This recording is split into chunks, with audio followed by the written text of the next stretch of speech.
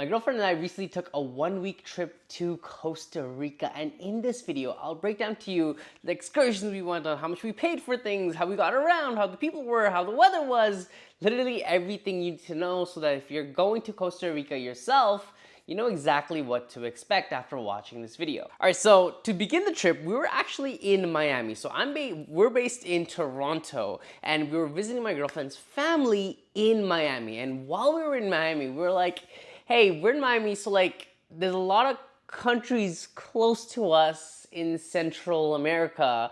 Why don't we just look up some tickets and see where we can go to from here? Because our thinking was, if we book a trip from Miami to a country in Central America, it'll probably be less expensive than booking a trip from Toronto all the way to Central America.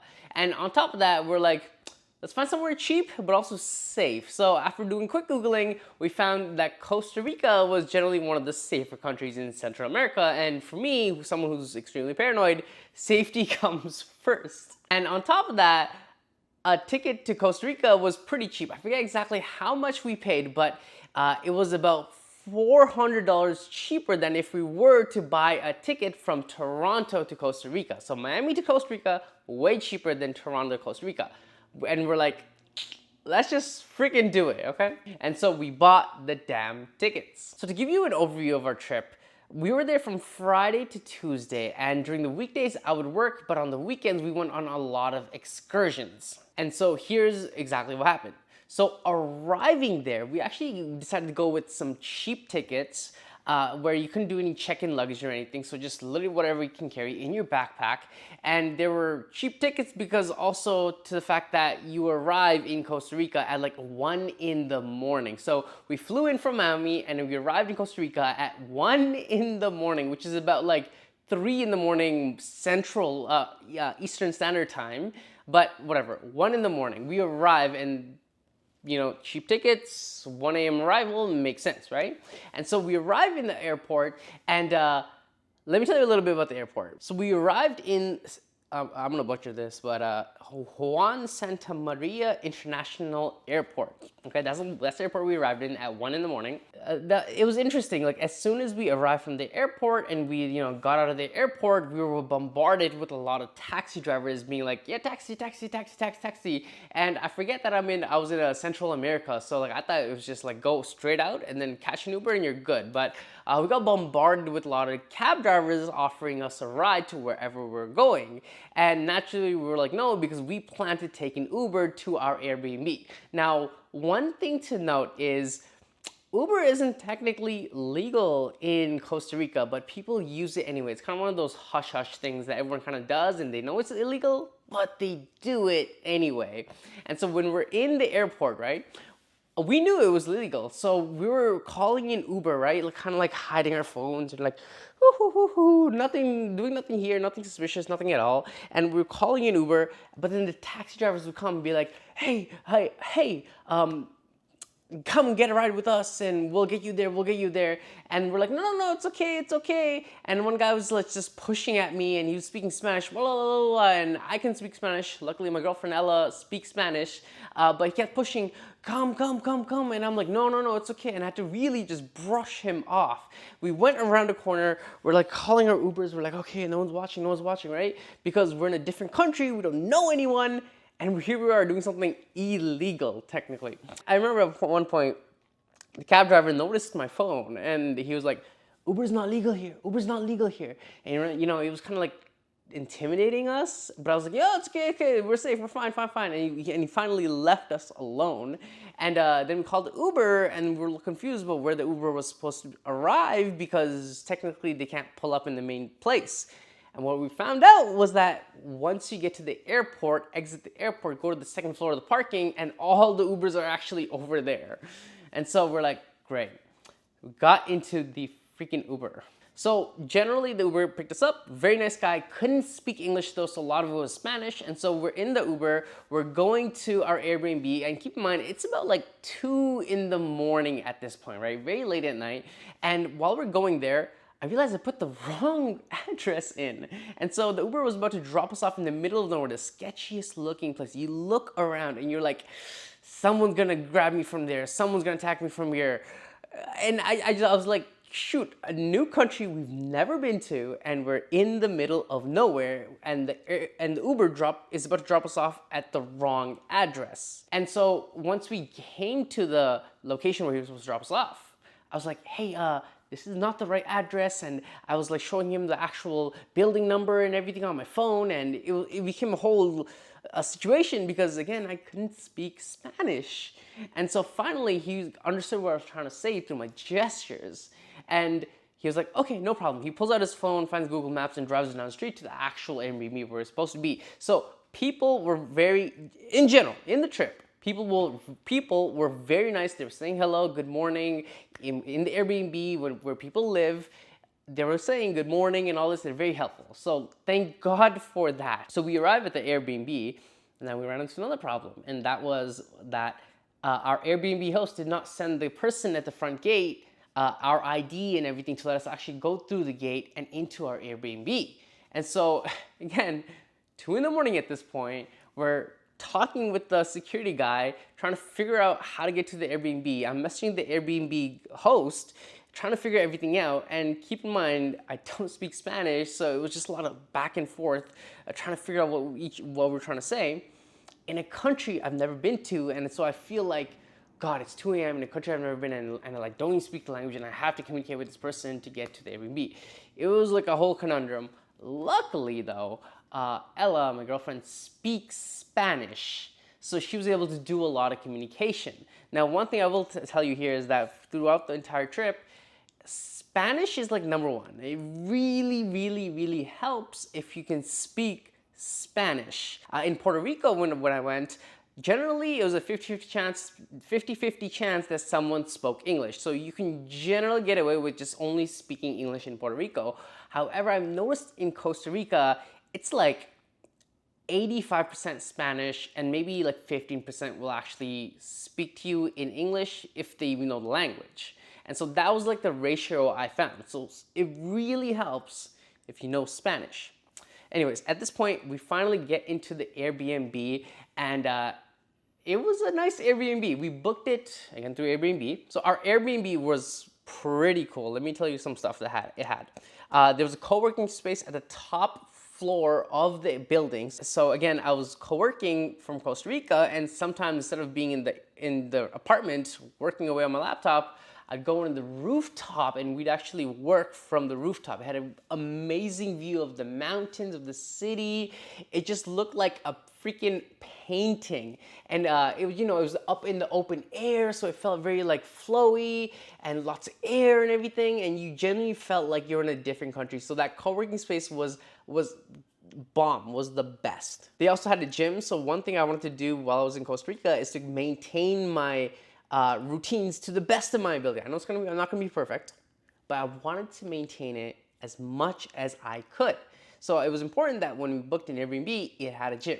And so it's cool because the Airbnb had a gym, but what was nice is that there was a nice lounge next to the gym. So at one point, I remember at night, I would go to the gym to work out. The vibes of the gym were basically like in North America, whenever you go to a gym, it's the same vibe, but just Spanish people. And so I would work out, and then I would sit at the lounge, and then it was like a little balcony place, and you just sit back on the couch in the lounge, you look out, and you just see like the whole city, you see the mountains, and it was just like a vibe, like working out at night in Costa Rica, sitting by the lounge afterwards, and then it's like starts drizzling, but it's not coming to me because there's like a roof on top of me, and just sitting there calmly at the night with like rain coming down, man, that was like such a vibe. I gotta tell you, that was a vibe. So one thing I will tell you is that we stayed in San Jose, the main city. Now, all the reviews, all our friends and everything were telling us don't stay in the main city. Instead, come and then go straight to the beach and find a place next to the beach, because the main city is more of like a transportation hub. It's not really that special. There's nothing crazy about it. So when you come, make sure you go to the beach. And to their credit, they're right. We went around San Jose for a bit and just being around the Airbnb, it was like cool. But the best place to stay if I were to go again would be near the beach because I love the water and beach. The problem is that the beaches are 2 hours away. So we personally got an Airbnb in the city because we know we're gonna arrive at 1 in the morning, and figuring out how to commute from there to a 2 hour away Airbnb at a beach at 1 in the morning in a country we've never been to felt a little like scary. So we just ended up getting an Airbnb 15 minutes away from the airport in the city. But if I were to do it again, I would arrive probably around like 5 or 6, maybe even 7 or so, and get an Airbnb next to the beach because the beaches, and I'll tell you all the stuff in a bit, but damn, the beaches were nice. Excuse me. So this brings me to Friday, and Friday I was pretty much spending the whole time working away from the Airbnb because we knew we had 2 big excursions coming up for the weekend. And overall, working from Airbnb, it was fine. One thing I will tell you though is that at some point I was like, oh, I just want to go out instead of working, because I look out the balcony and I see like these mountains and new country, and it just seems so lively and exciting. And here I am sitting at home at an Airbnb working away. So I really had to mentally commit that, hey, no, Friday, it is Friday today. I will go on excursions this weekend, but today's a work day. And so leave. Focus on work. All right, so this brings me to Saturday, and this is excursion number 1, one of many adventures to come. So for excursion number 1, one thing you should probably know about me, I personally don't like planning. I don't like planning. I don't like figuring out how to commute there and how to get the entrance fee for this and where should we go and then how to rent a car. All these things about like trying to explore a new country. I do not like planning anything. I'd rather have someone just plan everything for me, and I mindlessly just step out of the Airbnb, they pick me up on the bus, they take me everywhere, feed me, show me all the cool things, and then drop me back at the Airbnb, and like everything's taken care of me. Like that convenience is so important. So to explore Costa Rica, we were thinking, hey, why don't we get a car and drive around? But then we're like, that's gonna be expensive, the gas and everything, and then we don't even know how to drive around the city and everything. Like it was just too much. So what we did was we booked 2 excursions for the weekend, Saturday and Sunday. For Saturday, we booked an Arenal Volcano experience. The excursion was booked through TripAdvisor, and it included exploring the volcano. Like you don't get too close to it, but like you see it from a decent distance. Ziplining through the rainforest, best thing ever. Drinking some local coffee, seeing waterfalls. I drank water from a river because the river was so clean, and then visiting the hot springs. Some of the highlights I'll tell you from Saturday's excursion that I think you should definitely check out if you're ever in Costa Rica are, first is ziplining through the rainforest. Like you're high up, you have a zip line and you're going through the forest and everything. It's such a high. Do note that sometimes the straps they attach you to is a little uncomfortable, especially if you're a guy. Yeah, you know what I'm saying. So definitely go ziplining. Second is hot springs. Hot springs are a vibe. Like here's some videos from the thing. You sit back, it's nice and hot, and it was beautiful, and you look across and you see the volcanoes, and it was just a really good time to just sit back, relax in like nice hot, naturally warm water and just be chill and present, you know? And for me, the whole point of going to Costa Rica was to see rainforests and volcanoes and the nature and wildlife and all that stuff, right? So big part of Saturday's excursion was to see volcanoes. And if you've never seen a volcano, it's really cool to see a volcano because I've seen mountains in the distance, but it's another thing to see like a big mountain looking thing with like smoke and steam coming out of the top. And that was just like, whoa, that's cool.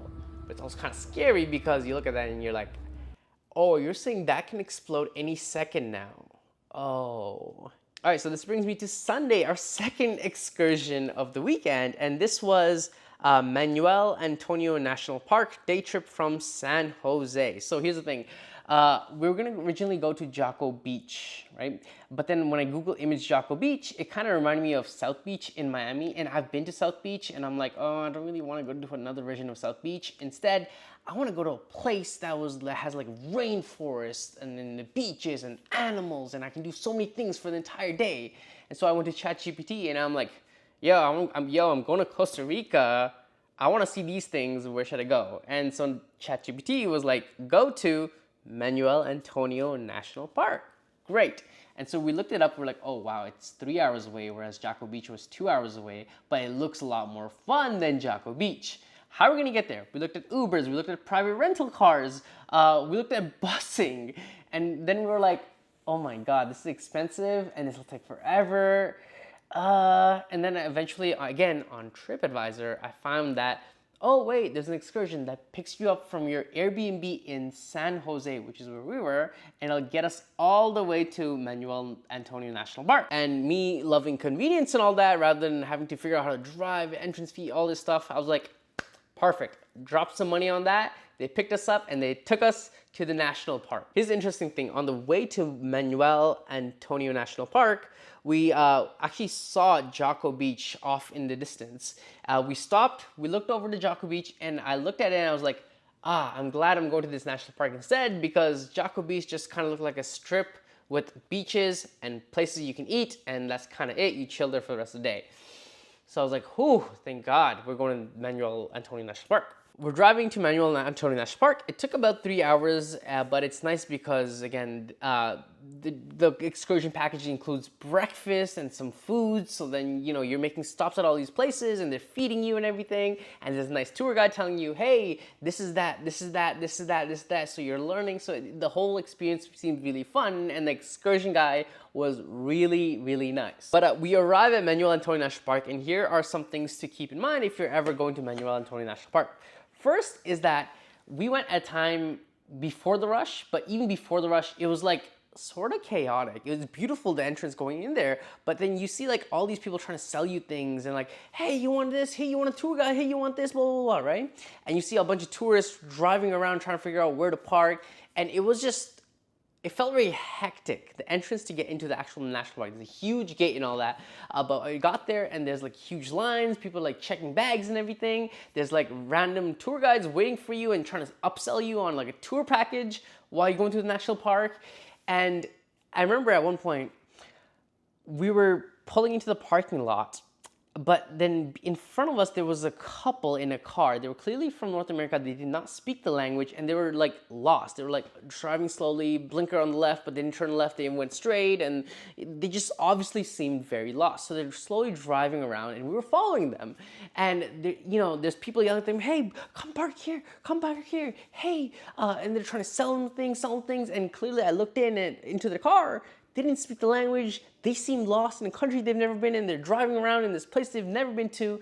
And, you know, people are trying to sell them things and they're speaking Spanish and they don't really speak Spanish. And I just looked at them and I'm like, oh my God, like that is like my nightmare. Like being like confused, lost, not sure what to do in a country you've never been to. Well, people are telling you to bye, come here. And you have no idea who to trust. That is what I avoid at all costs.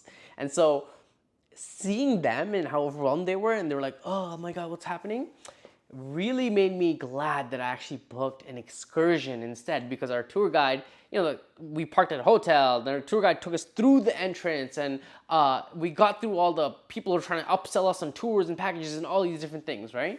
And he just handheld us through the whole thing. And that convenience, that peace of mind, is so worth it. So once we arrived at Antonio National Park and got through the entrance, keep in mind if you're ever going there, they will check your bag for food and water. So our tour guide was like, hey, listen, water is like really expensive in the actual park. If you're trying to sneak it through, wrap it around like shorts or some clothes you have, put it deep in under your bag, and hope to God that you can get through without getting your water thrown out.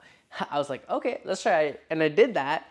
And I go up to the guy in the front gate. It's like a security guard. He's like, all right, open your bag. And I'm like, I'll open it. And I'm like, please don't touch over there in the back, in the backpack on the bottom left, because there's like the water bottle right there, clearly under these shorts. He's going through my bag and everything.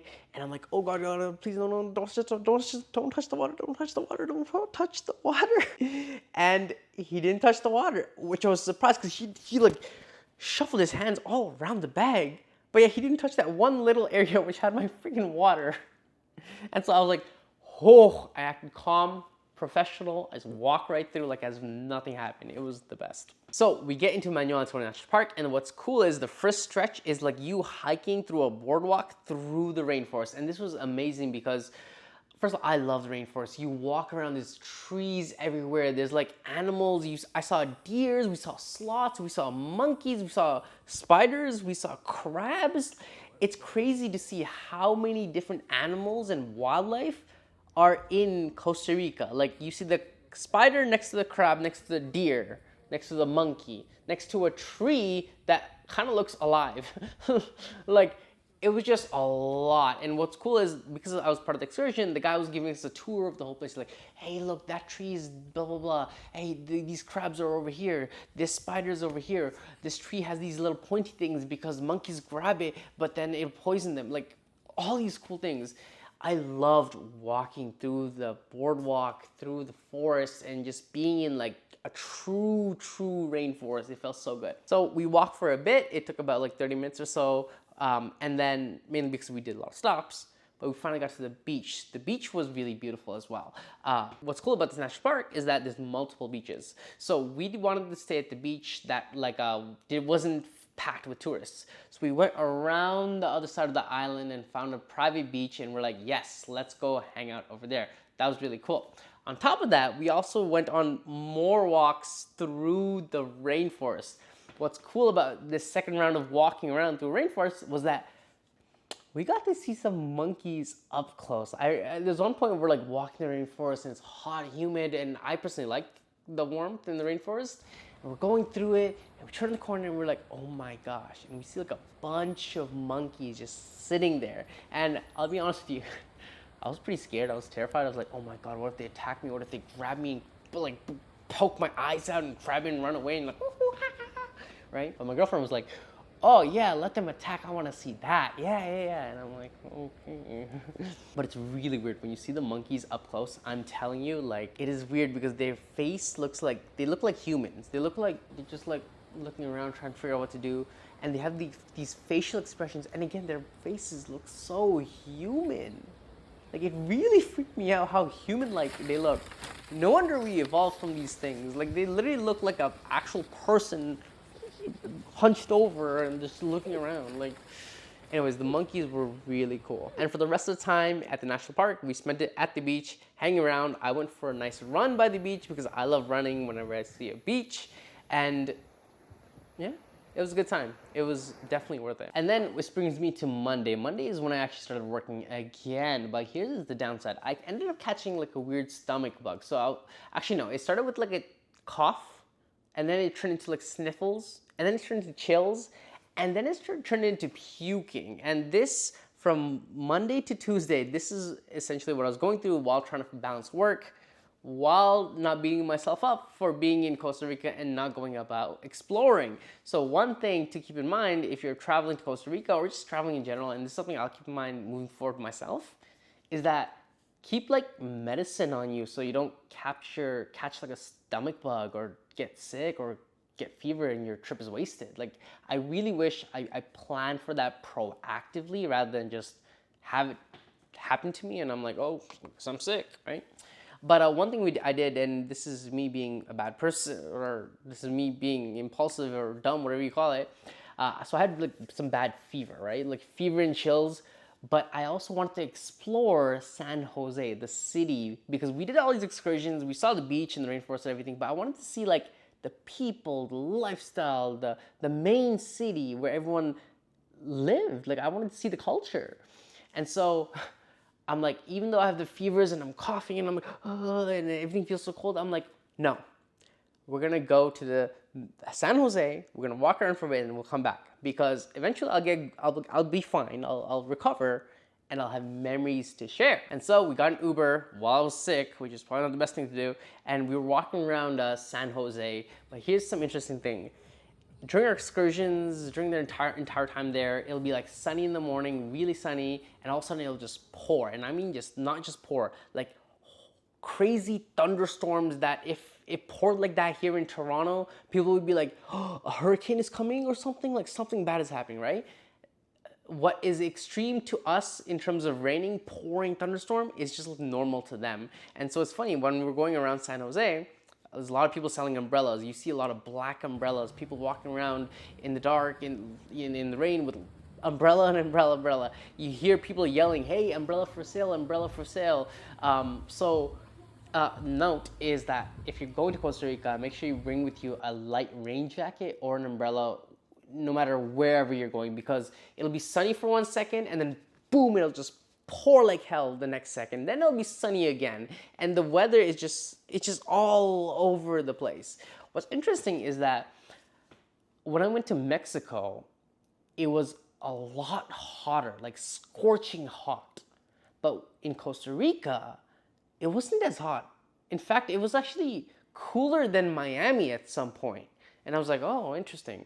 But what's double interesting is that, we went in summertime, but our summer is apparently their winter. So I guess we went in the winter time, so it wasn't like burning hot, I guess. But I found the weather like very like moderate, like totally cool compared to like Mexico where it was just blazing hot. Now, here's some things to consider if you're trying to figure out how to get around Costa Rica. Just being on the roads through the excursion buses and everything, I realized, if I actually rented a car, I would be able to survive these roads. If I can drive in Toronto and New York and Miami and everything, I can definitely drive here in Costa Rica. It's the same rules and everything. Maybe the roads have like a worse condition and maybe you'll see some broken down buildings here on the side. But generally, if you can drive in North America, you can definitely drive in Costa Rica. It's the same stuff.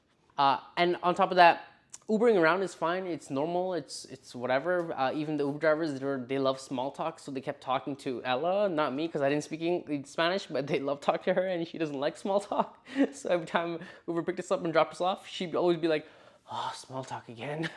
Now, a couple more things I want to share with you is prices. So we knew going in Costa Rica, it was generally the same price as stuff in Toronto or like New York or Miami, right? And that is very true. For example, we went out to eat to like a restaurant next to our building, and the food plate we got was like 14 bucks, 15 bucks, 16 bucks, 20 bucks here, right? And that's in like USD converted. So price-wise, expect the same as like North American prices. So it is a very expensive country to be in. Now, in terms of food, personally, I thought the food was fine. There was nothing that really blew me away when it came to the food. We ate a lot of gallo pinto. I'll share some pictures of it here. But generally, I don't think I would go, like, I don't remember Costa Rica for the food, right? Food was fine. Nothing really blew me away and nothing was really that bad. So food-wise, whatever. Another thing I will add is safety. So, again, safety was very important to me when traveling around because I'm just like that. During the trip, I will tell you, since we were with the tour guide the whole time, I did feel pretty safe. Even like walking around the towns and everything, I felt generally pretty safe. One thing to note though is when we were going to San Jose, I did feel slightly on edge because I can tell people thought we were tourists and they were trying to sell us things, and even some like homeless looking people, they come up to me and they're like, "Welcome to Costa Rica," in English, which is interesting. "Welcome to Costa Rica. Can you please do this for me? Can you please, right?" So the beggars, they kind of knew us and they're coming at us, and I was like a little on edge there. But generally, our tour guides were saying like this is one of the safest places because we don't have an army, and because we don't have an army, we put all that money towards education resources for the people so that people are actually good and people generally watch out for each other, right? That's what the tour guide said. Then we went on Uber, and the Uber driver was like, San Jose is getting a little dangerous now. The cartel from Colombia are coming to take over. I wouldn't walk around at night in a place like this.